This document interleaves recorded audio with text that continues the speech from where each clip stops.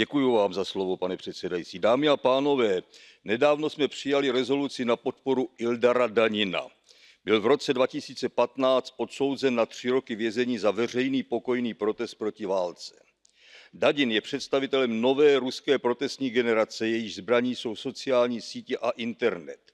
Před 20 lety používala v Rusku internet jen asi 2% populace. Dnes už používá internet asi 70% Rusů. S pomocí internetu se podařilo Ildara osvobodit. Jeho žena Anastázia rozpoutala na sociálních sítích takovou kampaň, že byl nakonec propuštěn. Internet se stal alternativou k mainstreamovým TV médiím i při letošních březnových protestech. Sloužil ke svolávání demonstrací. Proto většina z tisíce zadržených byli mladí lidé, včetně 14letých dětí. Ildara opět zadrželi.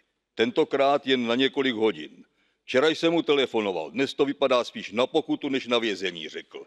Jakoby kremelský režim slábl pod náporem svobodného internetu. Jakoby mladé Rusy zbavoval strachu. Děkuji za pozornost. Bardzo proszę o przestrzeganie limit czasowej jeszcze raz. Do you accept blue card? Czy pan przyjmie niebieską kartę?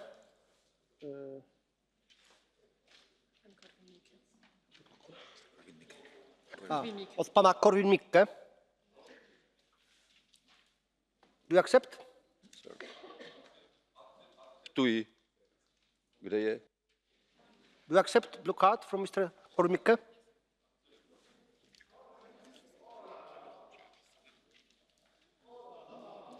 Yes or no? Ano, Yes. ano, akceptuji, pane předsedo. Okay. Mr. Korwin-Mikke. Only one short question. Have you ever heard about the clan of Mr. Igor Sechin, president of Rosneft?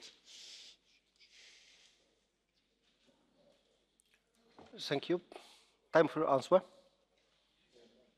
Neslyšel. Just one question, Mr. Korwin-Mikke. Just one question.